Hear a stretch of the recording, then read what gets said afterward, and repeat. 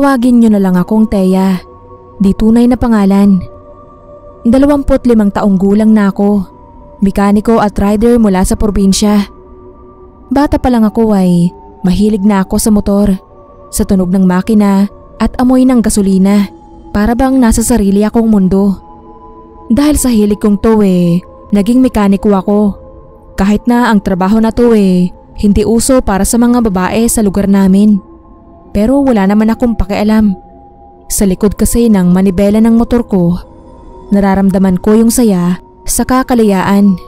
Pero ngayon, sa tuwing naaalala ko ang gabing yun, hindi ko na maiwasang hindi kabahan tuwing nasa kalsada ako. Lalo na kung mag-isa lang ako. Iba talaga ang takot na naranasan ko noon. Kahit ilang buwan na ang nakalipas, parang ramdam ko pa rin ang presensya ng nilalang na yon. Nangyari ito noong pauwi na ako sa bahay ng mga magulang ko sa kabilang bayan. Gabi noon, mga 11:00, nang daanan ko ang tinatawag na lumang daan. Kilala ang kalsadang yon bilang lugar ng kababalaghan. Pero hindi ako naniniwala sa mga kwentong yon. Para kasi sa akin, basta maayos ang motor at malinaw ang ilaw, wala akong dapat ikatakot. Tahimik ang paligid noon habang nagmamaneho ako. Ang liwanag ng headlight ko, ang tanging kasama ko sa dilim. Ang mga puno sa gilid ng kalsada ay parang mas malapit kaysa dati. Malamig ang hangin. Pero hindi yon ang dahilan ng kilabot na gumapang sa batok ko. Naramdaman ko yon bago ko pa makita ang presensya mula sa likuran ko. Pagtingin ko sa side mirror, nanlaki talaga ang mga mata ko. Alam ko sa mga oras na yon na may nakasunod sa akin. Hindi yon tao. Ang anyo nito ay baluktot, sakay ng isang kinakalawang na motor na parang pilit pa ring itinatakbo. Kahit madilim, kitang-kita ko ang mga detalye. Ang gulong nitong parang wasak na, ang makinang parang pumuputok sa bawat galaw. Ang tunog nun ay hindi normal na ugong ng motor. Para bang sigaw ng bakal na punit-punit. Pero ang pinaka nakakatakot ay ang mismong nilalang. Ang ulo nun ay mahaba at makitid. May nagbabagang pulang guhit na parang mata.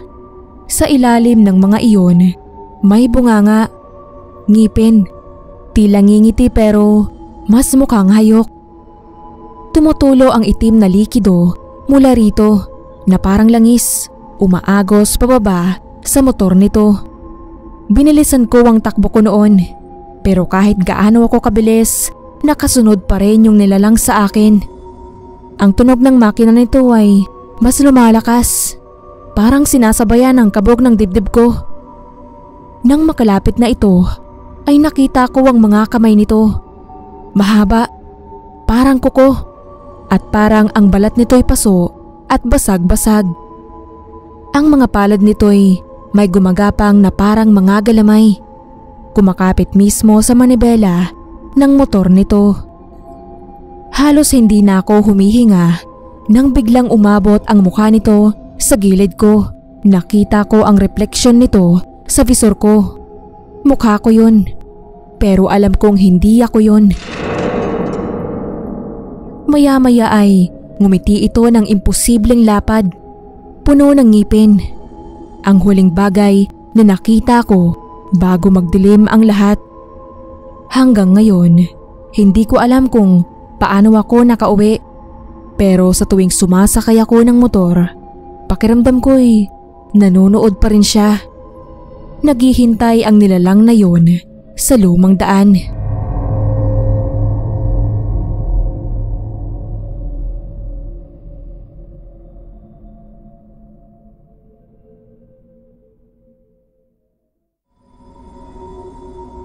Tawagin niyo na lang po ako sa pangalang Mary. Mula pa pagkabata ay gustong-gusto ko na talaga ang kulay pula. Kahit panty ko at toothbrush ay kadalasan pula din ang kulay. Kahit ngayong dalaga na ako ay gustong-gusto ko pa rin ang kulay na yon. Natatawag na nga akong Bloody Mary sa classroom. At kung hindi lang daw green at white ang uniform, ay baka taong regla na daw ako. Hindi ko naman sila pinansin. Wala din naman kasi silang ginagawang pisikal. O hindi naman ako nasaktan ng emosyonal sa mga sinabi nila. Sa pagiging mahilig ko sa pula ay iyon palang ikakapahamak ko. Lunes noon, nabalitaan ng buong school na naaksidente yung lalaki naming kaklase na si Ivan. Papatawid na daw ito nang may biglang isang humaharurot na motorsiklo ang nakabangga dito. Nadala pa naman daw ito sa ospital pero dead on arrival na nang dumating. Dahil dito ay napagdesisyonan ng buong klase na pumunta sa lamay. Nasa may aparador ako at naghahanap ng damit. Kung hindi pula ay may touch of red yung mga damit ko. Ilang beses kasi sinabi ng mga kaklase ko na huwag daw ako magsuot ng pula. Dahil masama daw yun, sabi ng mga matatanda.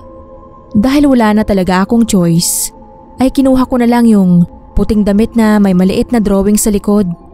Pinatungan ko na lang yun ng jacket na pang PE. Wala namang masyadong nangyari sa lamay. Nakiramay lang kami sa pamilya ni Ivan. Pagkatapos ay nagbantay lang ng 1 oras at umuwi na rin.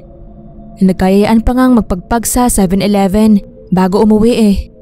Pagkatapos ng 4 na araw, mula nung nakiramay kami ay lagi ko nang napapaginipan si Ivan. Minsan kahit gising ako ay nakikita ko din siya. Hindi ko alam kung galit siya o may gustong ipahiwatig. Kasi kada magpapakita siya ay wala naman siyang emosyon. Nakatayo lang siya habang nakatingin sa akin.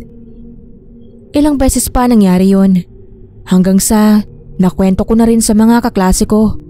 Nakarating na nga din yon sa nanay at tatay ni Ivan. Yun pala ay nagpapakita din sa kanila si Ivan. Nung nalaman ng nanay ni Ivan na natatakot na ako, ay sinabihan niya ako na sunugin ko raw lahat ng damit na gamit ko noong lamay para hindi na ako gambalain. Yun na nga ang ginawa ko. Buti na lang ay hindi ko pa yun nalalabhan. Pagkakita ko sa t-shirt ay may napansin ako. Kasi yung maliit na drawing sa gilid na yun ay alam kong maliit na ninja na naka all over na pula ang nakalagay. Pero ang nakalagay na ngayon ay isang motorsiklong pula.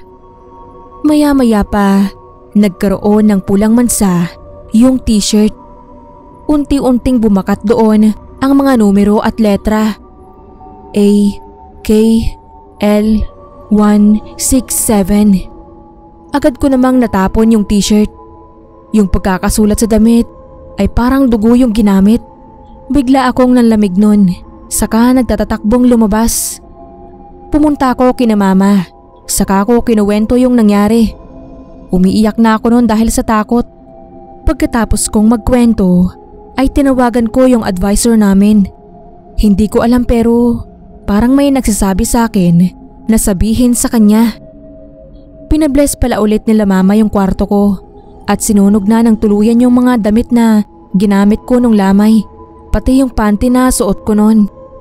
Pagtingin ko nga ulit sa t-shirt ay wala na yung motorsiklo at wala na din yung nakasulat. Nabalitaan ko na lang din pala na nakatulong yung nakasulat sa t-shirt. Iyon pala yung plaka ng motor. Hindi pa daw sana maniniwala yung mga pulis, pero nung pinuntahan nila yung may-ari ng pulang motor ay umamin daw ito.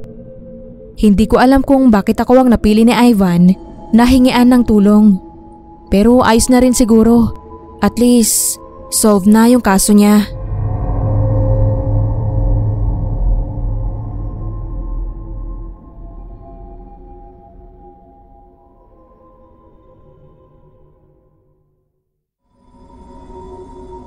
May isang eskinita sa lugar namin na talaga namang iniiwasan naming mga riders. Tawagin niyo na lang akong Lizelle at ang ikukwento ko sa inyo ay ang karanasan namin ng partner ko noong pauwi na kaming trabaho galing Maynila. Hindi naman kami dapat dadaan sa eskinitang yon, pero nagka-emergency kasi sa baby namin at inaapoy daw ng lagnat. Dahil lang nakatatandang kapatid niya lang ang nandoon na 7 years old lang din, hindi naman kaagad maasikaso at madala sa ospital. Isa pa, kami na lang ng asawa ko ang magkatuwang sa buhay. Maraming sabi-sabi sa iskinitang yon. Kesyo daw may nagpapakita o di naman kaya ay may nangihila ng motor. Dahilan para maraming nasasangkot sa aksidente sa bandang yon ng kalye. Pero kung hindi naman kasi kami dadaan doon, ay matatagalan pa kami dahil sa traffic sa main road. Kaya wala na kaming choice at dumaan na lang doon. Ang sabi ko na lang sa partner ko ay mag-double ingat sa pagmamaneho. Pero kahit anong dobleng ingat mo pala, kung hindi tao ang kalaban mo, ay masasangkot ka pa rin sa pangyayaring hindi mo inaasahan. Habang tinatahak namin ang madilim at mahabang iskinitang yon, ay paulit-ulit na akong nagdadasal sa isip ko na sana ay kung anuman ang kwento na bumabalot sa lugar na yon, ay huwag na munang magpakita sa amin. Pigil hininga kami ng asawa ko habang nagdadrive sa loob. Sobrang tahimik talaga at ni walang katao-tao. Medyo lumuwag na lang talaga ang pakiramdam ko nang makita na namin ang ilaw na nagmumula sa kabilang bahagi ng main road. Palabas na sana kami noon nang bigla kaming may narinig na humihingi ng tulong mula sa likuran namin.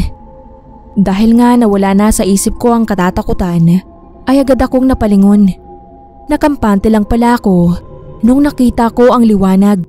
Dahil paglingon ko, doon ko nakita ang isang babae. Duguan ito. Halos wala ng saplot at nakaupo sa sahig. Humihingi ito ng tulong. Paulit-ulit na lumalabas sa bibig nito ang salitang yon. Para akong nahipnotismo na napatitig sa babaeng yon. Nakaramdam ako ng awa, imbes na takot. Hindi ko alam pero sa mga pagkakataon na yon ay gusto ko siyang tulungan. Sa isip ko, kaya ko pa siyang tulungan.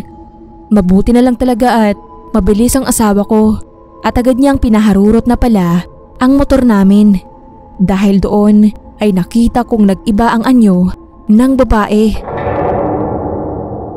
Biglang nabasag ang bungo nito na para bang binaril at galit na galit itong nakatingin sa amin, lalo na sa asawa ko. Hindi niya kami hinabol o ano paman, pero ang sobrang sakit ng tingin nito sa amin na para bang isinusumpa niya kami. Sa kabutihang palad ay nakauwi naman kami ng ligtas at naidala pa namin ang anak namin sa ospital. Yun nga lang, nung sumunod na araw ay ang mister ko naman ang nagkalagnat. Mag-iisang linggo rin yun bago nawala. Sa katunayan ay may pinainom lang ang boss namin sa kanya na isang klase ng tsaa. Nang dalawin niya ito matapos malaman mula sa akin na dumaan kami sa iskinitang yun.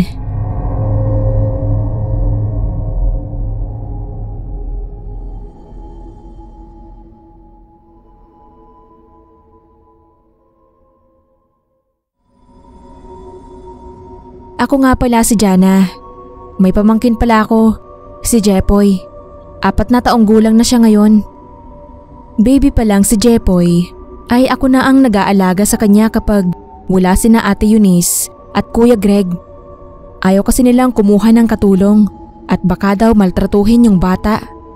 Sa pagkakaalala ko ay sinagot ko pa sila noon. Kako, ako naman ang minamaltrato nila. Kasi nga, ako lang talaga ang napag-iiwanan nila ng bata. Tinawanan lang ako nung 2. Awa naman ng Diyos ay nairaos ko naman ang pag-aalaga kay Jepoy. Noong 2 taong gulang kasi siya ay graduating naman ako ng college. Minsan lang din naman siya pinapabantayan nila ate. Stay at home lang din kasi siya at malaki naman ang sahod ni kuya. Dito na tayo sa kwento ko. Sa pagkakaalala ko ay 3 taon na noon si Jepoy. May gustong-gusto siyang motorsiklo na laruan. Di-remote pala yon at may safety lock din kung gusto mong ipang-display lang. Kung gagamitin mo pala ay kailangang ilagay mo din yung 2 gulong niya sa likod para umandar yon. Hindi kasi yun aandar dahil matutumba lang. Ayun nga, kapag pinapaandar yung motor ay tuwang-tuwa ang bata at habol naman ang habol. Regalo pala yun ng lolo niya, papa ni Kuya Greg na si Tito Mike. Mahilig din kasi si Titong mangoleksyon ng kung ano-anong laruan.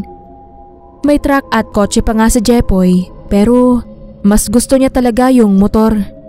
Kapag nandito si Tito ay ayun lagi yung laruan nila. Isang beses ay binabantayan ko si Jepoy. Umalis kasi sila ate at na-ospital daw si Tito Mike. Inatake daw sa puso. At dahil mag-isang anak lang si Kuya Mike ay wala silang choice na mag-asawa. Kaya sila ang magbabantay. Wala na din pala ang mama ni Kuya. Naglalaro si Jepoy sa may sala nang bigla na lang siyang tumawa. Hindi ko naman pinansin kasi nga bata. Nagluluto na din ako noon sa kusina pero mayat maya ko naman siyang chinecheck. Mga ilang minuto din siyang tumatawa. Tapos biglang tumatakbo na. Kinabahan naman ako at baka madapa. Pagtingin ko sa kanya, habol-habol niya yung motor na bigay ni Tito Mike. Partida, wala yung gulong nun sa likod pero nakatayo at umaandar. Umaandar yon paikot sa lamesa habang habol-habol naman ni Jepoy. Agad kong kinarga si Jepoy, saka sinipa yung motor na laruan. Ura-urada ay kinuha ko yung susi ng bahay at gate sabay labas.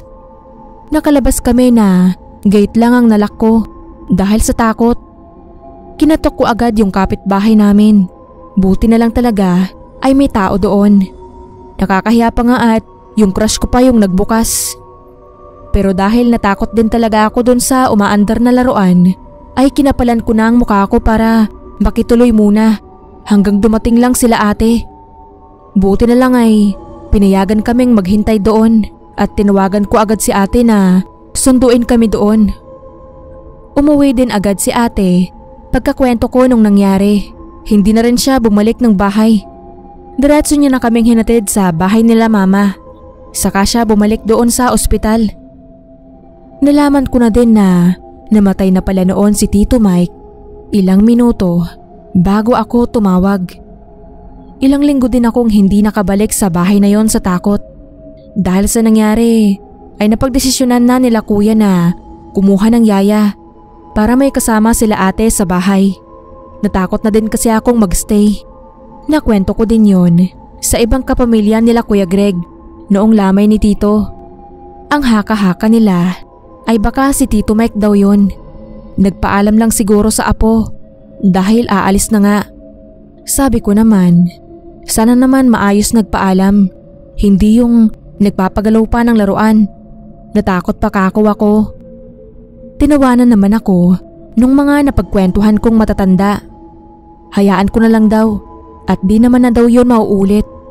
Sa isip-isip ko naman, sana nga dahil baka sa susunod, mahimatay na ako sa takot.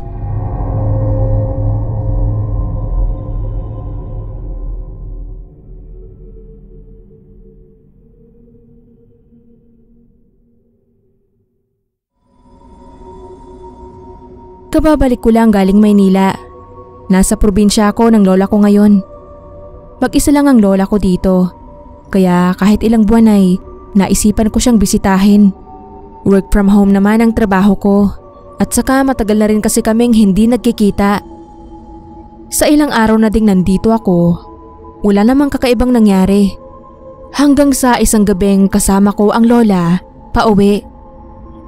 Paggabi na yon at kulay kahel na ang langit. Nasa palayan ako kasama ang lola Igna. Anihan kasi yon. Papauwi na kami nang biglang may kakaibang tunog kaming narinig. Katunog iyon ng isang sasakyan. Pero hindi gaya ng tunog ng tricycle na pampasada ni Ka Erning o kaya sa pampasaherong jeep ni Kaliodi. Hindi iyon ingay ng mga pusa na nasa bubong o kaya'y aso na nauulol. Malapit ang tunog nun sa garalgal ng isang mabangis na hayop na galit na galit. Masakit din ito sa tenga. Binilisan namin ni Lola ang lakad. Medyo malayo pa kasi kami sa bahay. Pag uwi sa bahay ay tinanong ko agad si Lola kung ano yung tunog na yon. Sabi niya ay pabayaan ko na lang daw. Huwag ko na lang daw pansinin at huwag na huwag kong lalapitan. Matagal-tagal na din pala iyong nagpaparamdam. Rinig kasi sa buong barangay ang ingay nun kapag nandyan na. Parang ang literal na pinaparinig sa lahat na nandoon na siya. Ilang araw ang nakalipas ay nakita ko kung saan nanggagaling yung tunog. Motor pala yun. Mabilis itong tumatakbo at sa isang iglap lang ay nawala din sa paningin ko. Hindi ko rin napansin kung meron yung sakay dahil sa sobrang bilis. Parang kidlat lang na dumaan sa harap ko. Rinig mo rin yung nakakatakot na tunog at ingay na nililikha nito. Ang sabi ni Lola ay minsan lang naman yun magpakita para daw yung may hinahanap na hindi makita-kita. Saka madalas gabi na raw yun naririnig. Ayon sa mga haka-haka ay baka daw si Kaandong daw yun dahil kamukha iyon ng motor ni Kaandong at madalas din itong nagpapakita kung saan siya namatay. Drunk driving ang ikinamatay ni Kaandong. Mabilis kasi itong nagmamaneho kahit lasing at nakainom. Lagi daw itong mabilis magpatakbo kaya hindi na rin nagtaka ang lahat noong nabundol iyon sa isang nakaparadang truck. Patay na rin si Kaandong noong nadala sa ospital. Ang nakakamanghalang ay kaunting galos at putik lang daw ang natamo ng motor ni Kaandong dahil tumilapon iyon sa palayan. Ang sabi ay binenta na daw yon ng asawa ni Kaandong para may maidagdag sa panlibing. Hindi na din nalaman kung kanino binenta dahil umalis na din yung asawa ni Kaandong at mga anak nito pagkatapos ng libing. Pagkatapos kong malaman yung mga impormasyon na iyon ay napaisip ako. Bakit kaya talaga nagpapakita at nagpaparamdam yung motor na yon? Ito naman ang naging konklusyon ko. Siguro ay si Kaandong iyong nasa motor at hinahanap ang pamilya niya. O di kaya'y espiritu na yon ng motor at ang hinahanap niya ay yung taong nakasakay sa kanya.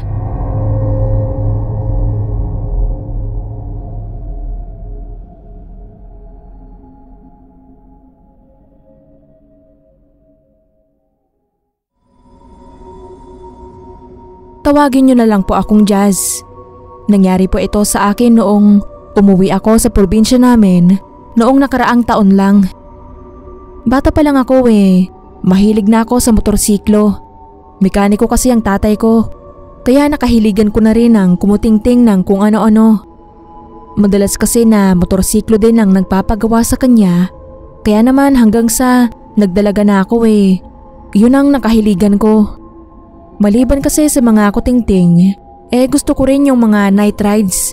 Dala ang motorsiklo na niregalo sa akin ni Papa noong 18th birthday ko.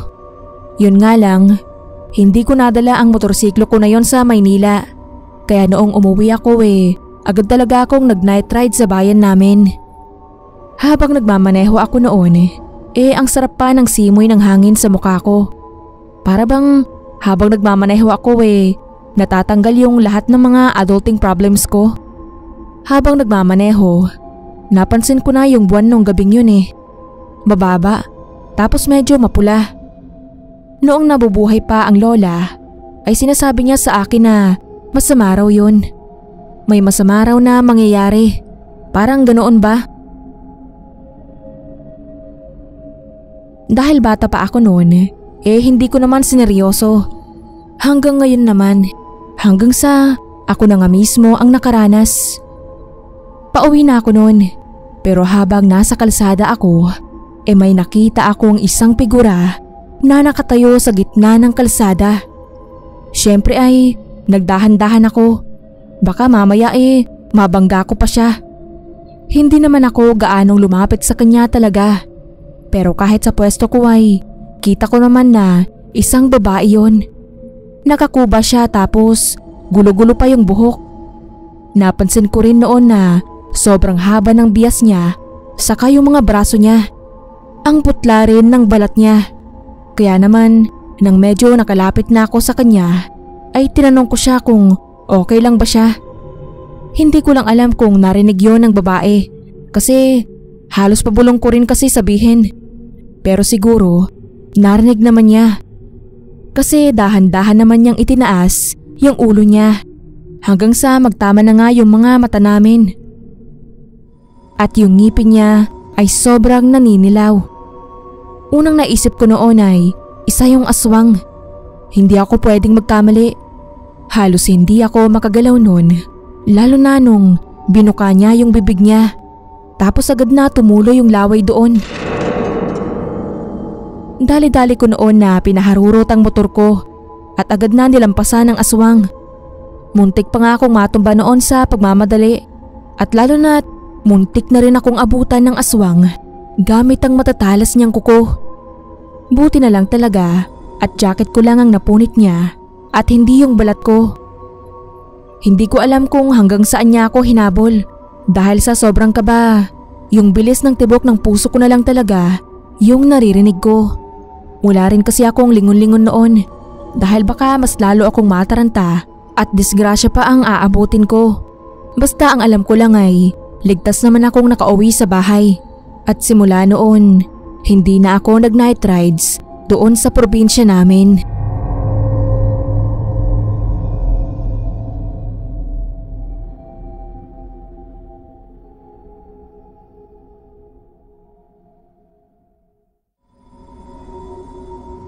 Luma na yung motor. Hindi na nga luma eh. Pwede nang sabihing pabulok na. Makalawang na at madumi. Ang motor na yun ay galing pa sa lolo ko. Hindi interesado ang papa ko sa motor. Masyado na raw kasi itong luma para pag-interesan pa. Mapapagod lang daw siya kakaayos. Pero ako, nagagandahan ako doon. Hindi lang dahil galing yon sa lolo ko. Pero dahil parang may nagtutulak sa akin na ayusin yon. Inabot ako ng ilang buwan para lang maayos at mapalitan ng mga kalawang at iba pang parte nitong panigurado hindi na mapapakinabangan. Kung hindi kasi kulang sa pera ay wala naman akong mahanap na materyales. Buti na nga lang at may mga kaibigan akong tumulong sa akin, lalo na yung isang taga-junk shop. Hinanapan niya talaga ako ng pwedeng pampalit sa mga kalakal niya ring motor. Nang matapos ang pag-aayos ng motor ay agad ko naman itong ginamit. Tulad ng inaasahan ko ay maingay ang naging tunog ng makina nito kahit na pinalitan ko na ito ng mas maayos-ayos na makina. Para makita kung wala na nga talagang problema ay napagdesisyonan kong gamitin ang motor papunta sa gubat.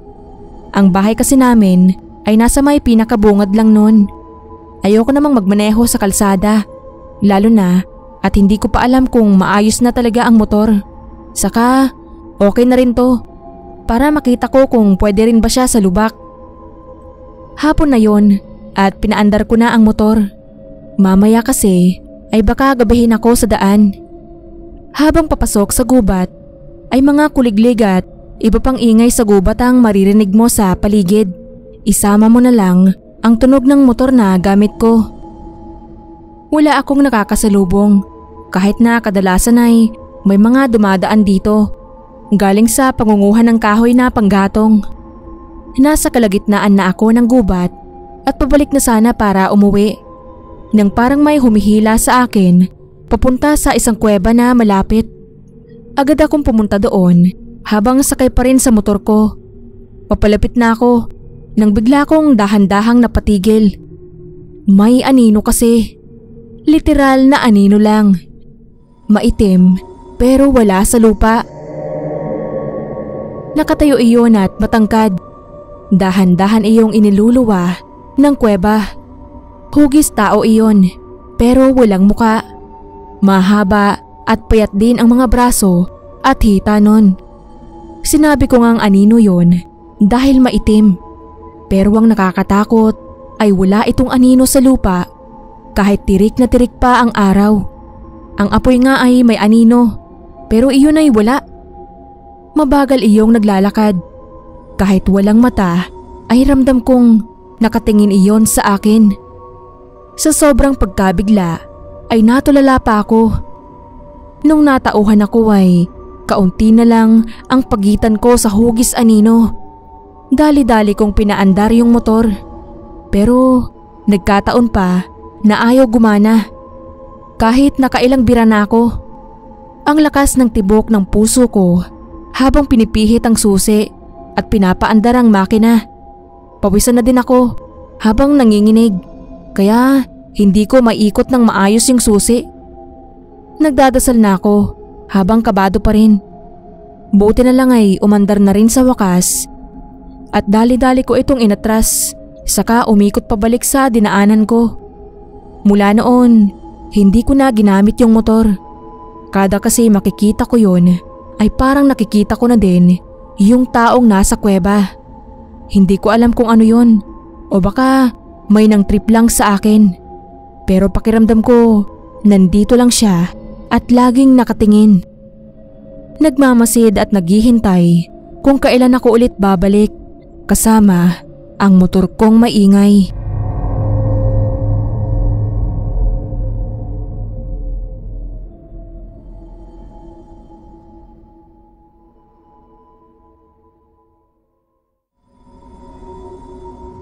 Hello po. Sana ay maayos kayong lahat. Ako nga pala si Alma. Biyuda na ako ngayon, pero gusto ko lang ibahagi sa inyo ngayon ang isa kong karanasan na talaga namang hanggang ngayon ay hindi ko makakalimutan. Lalo na at para sa anak ko ang ginawa ko na yun. Noong hindi pa namamatay ang asawa kong si Tonyo, siya ang naghahatid sundo sa mga anak namin papunta sa school. O di naman kaya ay kung saan mang lugar pumunta ang mga anak namin para sa Girl Scout at Boy Scout nila. Dalawa po ang anak namin, kambal, si Berna at Bingo. Kaso nga lang, hindi na na-survive ng asawa ko ang operasyon niya sa puso. Kaya simula nung nawala siya, ako na ang nagtayong ama at ina sa mga anak ko. Lahat ng mga gawain na asawa ko dati ang gumagawa ay ako na ngayon. Isa na nga rin doon ang paghahatid sundo sa mga anak namin sa eskwelahan at sa mga activities na related doon. Medyo tupaki ng anak kong babae. Kaya naman hindi na ako nagulat pa nung tinawagan ako ng teacher nila na gusto na umuwi ng anak ko noong nang ibang bayan sila para sa Girl Scout nila. Ayaw daw tumahan ni Berna. At laging ako lang daw ang hinahanap nito. Kaya naman kahit maghahating gabi na noon, ay talagang pumunta ako doon. Ilang oras din ang biyahe ko. Halos mag-iisang oras na rin ata. Pero hindi alintana yun sa akin. Basta malaman kong okay ang anak ko at magiging maayos ang pakiramdam niya. Baka isipin nyo, spoiled ang anak ko. Hindi naman sa ganoon. Gaya kasi ng tatay niya, ay may sakit din sa puso ang anak kong si Berna. Gusto ko lang naman siyang mamuhay ng normal, gaya ng ibang mga bata. Pero syempre, kung sobra-sobra na nga para sa kanya at ayaw na niya ang isang bagay, ay nahihirapan naman kaming ipilit yon. At baka kung ano pa ang mangyari sa kanya. Habang papunta ako sa lugar kung saan ginaganap ang Girl Scout, ay daladala ko ang motorsiklong tanging alaala sa akin ng mister ko. Medyo bago pa yon. Dahil kakabili lang. Buti na lang talaga at bago mawala ang mister ko at noong panahong bago pa siya maratay sa kama ng ospital, ay naturuan niya ako magmaneho kahit papaano. Ramdam ko noon ang malamig na simoy ng hangin habang nagmamaneho ako hanggang sa napapreno kaagad ako nang biglang may mabilis na dumaan sa harapan ko. Masyado yung mabilis na hindi ko alam kung tama ba ang naging pakiramdam ko. Na sumagi siya sa gulong ng motorsiklo ko. Pero pakiramdam ko ay nasagi ko talaga yun dahil sa gumalaw at napahigpit ang kapit ko sa manibela para hindi ako mawala ng balanse. Saglit akong napahinto at lumingon sa paligid ko. Maliban sa talahiban at maingay na tunog ng mga palaka dahil kakatapos lang din umulan, wala naman akong kakaibang nakita. Ipinagkibit balikat ko na lang noon yun. Dahil nga sa baka palaka lang din yun o ano. Imposible naman kasing tao din yun dahil sa bilis nito. Pero syempre ay hindi ko pa rin maiwasan na isipin kung ano yun. Kung kaya't sa huling pagkakataon ay sinilip ko ang side mirror ko at baka makita ko kung ano ang nilalang na nasagi ko. Pero sana hindi ko na yun ginawa dahil hanggang ngayon tanda ko pa rin ang magulong buhok ng nilalang na yun. Ganoon din ang kusot-kusot nitong damit. Mahabang kuko, naglalaway na bibig at namumulang mga mata. Hindi na ako nagdalawang isip at pinaharurot ko na ang motor ko. Sinubukan ko rin na hindi na rin lumingon sa side mirror at baka kapag tinignan ko ay mas palapit na ito ng palapit sa akin. Ang napansin ko lang naman ay mula doon hanggang sa makarating ako sa venue ng mga anak ko ay amoy ko ang halimuyak ng mister ko. Siguro siya rin ang dahilan kung bakit hindi na ako tinangkapang sundan ng nilalang na yun.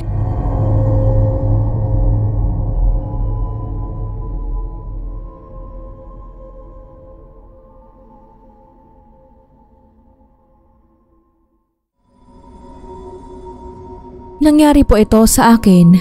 Halos 5 taon na rin ang nakakalipas. Mahilig po ako sa motorsiklo. Bata pa lang kasi ako, mga grade 5 o 6 ata. Tinuruan na ako ng mga tiyo ko kung paano sumakay sa motorsiklo. Dahil nga sa probinsya kami, hindi naman uso sa amin ang Grab, Joyride, Move It, at syempre lalo na hindi namin afford ang mga kotse. Ang pinakakaya lang namin na bilhin ay mga motor. Isa pa dati, kung may motor ka sa barangay nyo, astig ka na, mapera. Ganoon ang tingin sa amin. Kaya naman, hindi ko rin maiwasan na kalakihan ng ganoong mindset at kalaunan, nung medyo nakaangat na ako sa buhay, nag-upgrade na rin ako ng mga motor. Doble ingat nga lang ako kung dito sa Maynila. Sa probinsya naman kasi, hindi naman ganoong kabarumbado ang mga tao. Ayun nga, ang gusto ko lang din i-share, ang nangyari sa akin. Isang beses nang pauwi na ako sa probinsya namin, dala ko noon ang malaki kong motor dahil gusto ko na rin talaga yung iuwi sa probinsya. Sa totoo lang ay iiwan ko na doon. Ibibigay ko na sa mga tito ko o di naman kaya ay kung sino ang may gusto dahil kukuha naman na ako ng bago at mag-a-upgrade. Kaya naman yun din ang daladala ko mula sa Maynila hanggang sa makarating na ako sa pier ng probinsya namin. May mga kasama naman akong motorista na nakakakwentuhan ko kapag merong stopover yung barko. O di naman kaya ay kung nasa barko na nga kami. Nabanggit ko sa kanila kung ano ang magiging ruta ko at kung saan ang probinsya ko. Yun nga lang, nang mabanggit ko ang isang partikular na lugar, hindi ko na po papangalanan dito, ay agad silang nagkatinginan. Yung isa naman ay may kinuha sa bag niya at iniabot sa akin. Luya daw yun. Proteksyon. Agad naman akong napatawa kasi syempre alam ko naman kung para saan yun. Kasi taga-probinsya naman ako. Pero nagsabi ako sa kanila na hindi naman ako hihinto, magpapasakay o kakausap ng ibang tao. Isa pa, mabilis naman ang harurot ko. Kaya hindi ako mababati ng mga aswang o kung ano paman. Pero nagulat ako sa sinabi nila. Minsan raw kasi may sumasabay sa akin na nakamotorsiklo din. Hindi yung tipikal na aswang na hahabulin ka mula sa itaas o di naman papara sa'yo para sumakay o ano paman. Iba raw ang estratehiya ng mga aswang kapag motorsiklo ang dala ng gusto nilang biktima. Buti na lang talaga at tinanggap ko yung luya na yun. Kung hindi ay hindi ko alam kung ligtas ba akong makakauwi sa amin. Nang napadaan na kasi ako sa partikular na daanang yon, ay medyo nagbagal muna ako para maiikot ko yung tali ng pouch na may lamang luya at maisabit ko yon sa motor ko. Habang ginagawa ko yun, ay napansin kong may 3 o 2 motor na kasabay kong tinatahak ang daan na yon. Yung iba nauna na, pero dahil nga nagbagal ako, nahuli ako. Nang babawiin ko na sana ang takbo ko, ay napansin ko ang isang rider na kasabay ko sa takbo. Gaya ko ay naka-helmet rin siya At parang galing din siya sa ibang lugar na pauwi sa probinsya. Kaya naman hindi ko kita ang loob ng mukha niya. Maya-maya lang ay tumango siya sa akin at inabutan ako ng isang bote ng tubig. Inaalok-alok niya yon sa akin. Agad naman na nanindig ang balahibo ko dahil doon ko napagtanto na tama ang sinabi sa akin ng mga kapwa ko rider noong nasa barko pa lang kami. May mag-aalok daw sa akin ng tubig, lalo na kung hindi ganoon kabilis ang takbo ko. Pero gaya rin ang sabi nila, huwag ko raw yun tanggapin. Dahil sa oras daw na huminto ako o hindi naman kaya ay mainom ko ang laman ng boteng yon, hanggang doon na lang daw ang buhay ko. Kaya ang ginawa ko ay itinaas ko ang pouch na may luya. Hindi ko na kinailangan pang humarurot ng mabilis para layuan ang aswang na yon, dahil ito na mismo ang nagbagal hanggang sa hindi ko na siya nakita sa side mirror ng motorsiklo ko.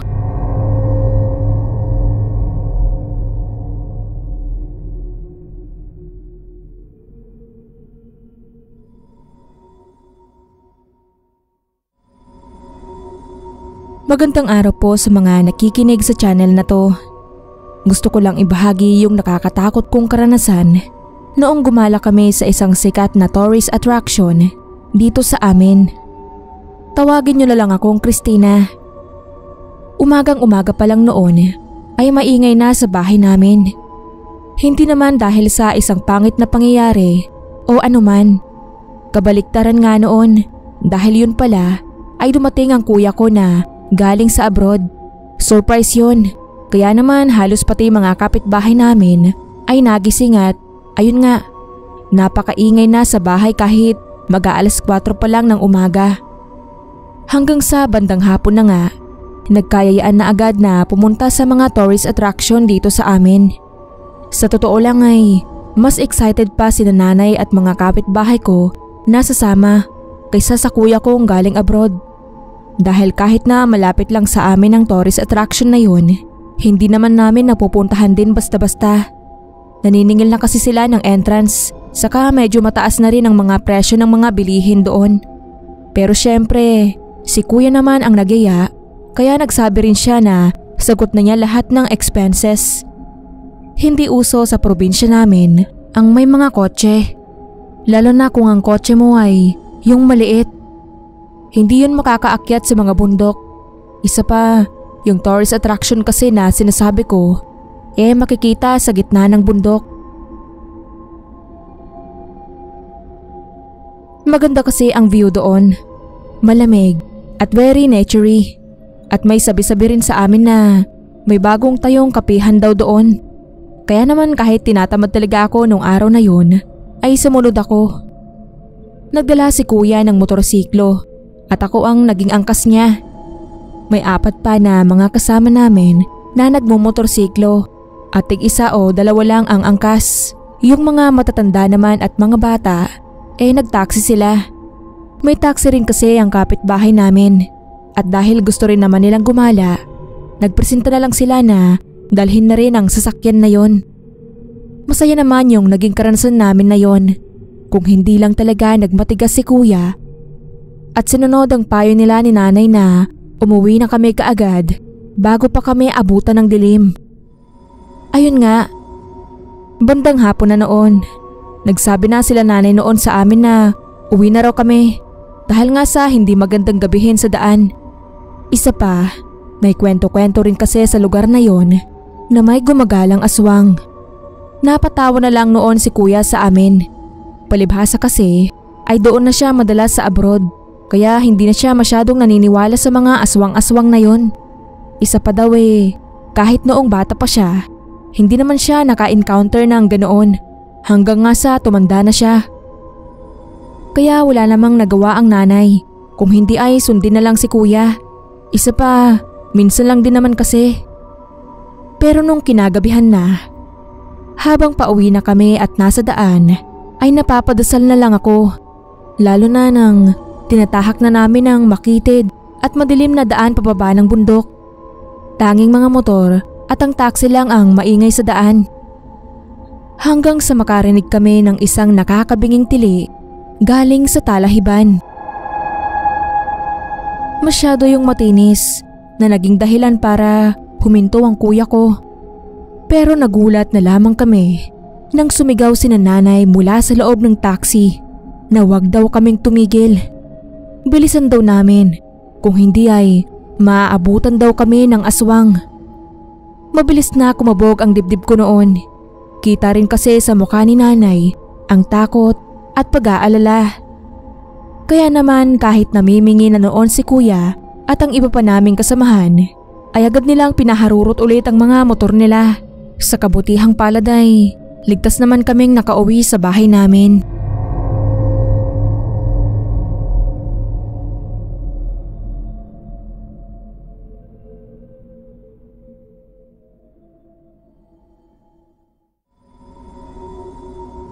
Kwento ito ng papa ko. Binata pa raw siya noon nung maranasan niya to. Nasa may kalsada daw noon si papa. Madaling araw na iyon. Dala-dala niya yung bag niya na may lamang mga damit at 4 na manok na nasa bayong. Nakasalakot din siya, puting damit, pantalon at saka tsinelas. Pauwi na si papa galing Batangas. Nag-aantay ng bus na papuntang Maynila. Medyo natatakot daw noon si papa dahil matagal na daw siyang nag-aantay pero wala pa ring bus na dumadaan. At saka madaming usapan ng tungkol sa tiktik, aswang at manananggal sa parte ng pinag-aantayan niya. Pero hindi daw doon talagang natatakot si papa. Mas natakot siya doon sa kwento ng pag-alagalang espiritu ng taong pugot ang ulo na nakasakay sa motor. Biktima daw iyon ng aksidente. Naputol daw ang ulo nun at tumalsik sa may bangin sa gilid ng kalsada. Hindi alam ni papa kung nakuha pa yung ulo, pero ayun nga daw ang usap-usapan. Madaling araw daw iyon nagpapakita at walang pinipiling bibiktimahin. Wala na daw kasi ibang choice si papa, kaya kahit medyo takot ay doon na daw siya nag-antay. Baka kasi kapag naglakad pa siya papunta sa ibang nadadaanan ng bus ay hindi siya makita ng mga driver o konduktor. Ang hindi alam ni papa ay hindi driver ng bus ang unang makakakita sa kanya. Sa dilim ng kalsada ay may biglang sumulpot na isang liwanag. Ilaw iyon ng isang motor. Maririnig din ang maingay nitong pag-andar at papunta iyon sa direksyon ni papa. Maganda daw yung motor at malinis. Yun daw noon ang gustong mabili ni papa. Pero hindi iyon ang nagpakabog ng dibdib ni papa. Kung hindi ang sakay nun. Yung may hawak kasi ng manibela ay walang ulo. Sumasabay na daw sa bilis ng motor ang tibok ng puso ni papa. Iyon na kasi ang kinakatakot niya.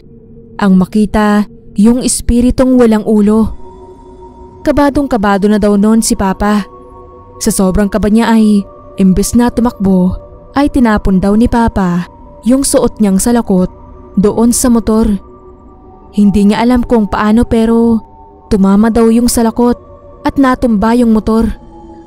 Tumilapon daw yung espiritu at kahit wala daw yung ulo ay parang ang sama daw ng tingin kay papa. Bali-bali ang katawan nun at halos humiwalay na din ang kamay sa braso. Pero unti-unti daw iyon bumabalik sa dati habang bumabangon yung espiritu. Sobrang kabado na daw noon ni papa. Buti na lang ay may dumaan ng bus na kanina niya pa inaantay. Dali-dali daw umakyat si papa at kamuntikan pang maiwan yung mga manok. Pag-upo daw ni papa ay bigla niya ulit nakita yung pugot na nakamotor. Nasa may harap na iyon ang bintana ng kinauupuan niya. Pumikit na lang daw noon si papa at nagdasal. Hindi niya daw namalayan na nakatulog na pala siya. Ginising na lang siya ng konduktor para sabihing nasa Cubao na daw sila. Bumalik pa nga daw si papa dahil hindi pala siya nagbayad. Kahit ganoon ay Nakauwi naman daw si Papa ng ligtas. Kaya kada may bagong kakilala si Papa ay lagi niyang kinukwento yung nangyari sa kanya. Lalo na kung mga kwentong katatakutan ang topic. Bentang-benta yon sa mga pamangkin at kainuman niya. At ngayong wala na si Papa ay ako naman ang magpapatuloy sa nakakatakot na karanasan niya.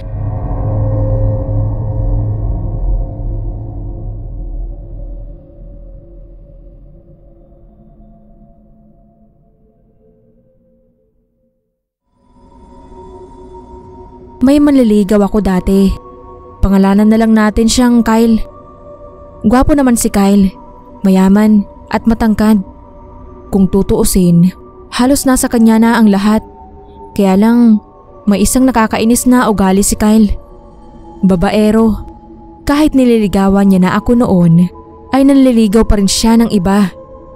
Nung unang beses ko yung nalaman ay binasted ko na agad siya. Nauwi pa nga yun sa away. Dahil muntik niya nang suntukin yung bago kong manliligaw. Buti na lang ay napigilan namin ng mga kabarkada. Isa pala sa hilig ni Kyle ang magmotor. Lagi niya yung dala noon kapag dadalaw sa akin. Pero hindi ko naman hilig umangkas dahil natatakot akong tumilapon. Isang beses kasi ay naihatid niya ako. Sa sobrang bilis niyang magpatakbo ay muntik na akong mahulog. Mula noon ay hindi na ako umangkas pa. Yung pagiging mainitin ng ulo at pagiging kaskasero ni Kyle ang sa tingin ko ang nagpahamak sa kanya. Dahil mahilig sa motor, madalas mangarera si Kyle. Wala siyang pake, basta masaya siya. Kahit naman paghigpitan siya ng mga magulang ay wala namang nakakapigil dito. Kulang na nga lang ay ikulong ito sa bahay pero nakakalayas pa rin. Noong gabing muntik niya nang bugbugin yung bago kong manliligaw, ay may laban pala siya noon ng karera. Hindi ko maalala kung saan, pero parang bitukang manok daw yung daan. Madaming paikot-ikot at bangin. 4 ata ang kalaban niya noon. Sa kalagitnaan ng karera ay may nahagip daw ng motor si Kyle. Hindi na rin nakita dahil tumilapon daw ito sa bangin. Dahil sa nangyari, ay nagkulasan daw yung mga nanonood, pati na rin yung mga nangangarera. Kung dumating kasi yung mga pulis ay damay-damay sila. Hindi naman kasi legal yung pangangarera nila doon. Nagkabali at sugat din noon si Kyle, pero nagawa niya pa rin dumalaw sa akin kinabukasan para magbigay ng bulaklak. Siya din yung nagkwento sa akin ng lahat ng nangyari. Kinabukasan ay hindi ko na makontak si Kyle. Naiwan niya kasi sa bahay yung jacket niya kagabi. Kahit anong kontak ko ay di sumasagot. Naisipan ko na baka nasa gala at ibigay ko na lang kapag bumalik, pero hindi na nakabalik si Kyle. Ilang araw itong nawala hanggang sa may nakapagturo daw sa isang bangin na ginanapan ng karera nila. Ayon sa usap-usapan, unang nakita yung bangkay noong nasagasaan ni Kyle. Ang nakapagtataka lang ay may hawak itong buhok sa kamay. Hindi pa nga daw maalis dahil sa sobrang kapit. Sunod naman nakuha ang labi ni Kyle. Wala daw itong galos at bali. Palatandaan na hindi ito na aksidente. Pero kasabay ng paghukay ng labi niya ay ang pagkahukay din ng motor ni Kyle. Hindi nila alam kung paano yun nakapunta doon na halos walang gasgas at sira. Ayon sa mga pulis ay pagkaubos ng hininga ang sanhi ng pagkamatay nito. Bukod doon ay napansin din na parang may panot sa isang parte ng ulo niya at hinihinala nilang baka doon galing ang buhok noong nasa kamay ng una nilang nahukay. Para daw takot na takot ang itsura ni Kyle. Puno din ng lupa ang kuko nito at panay gasgas din. Para daw itong ginamit para maghukay paakyat.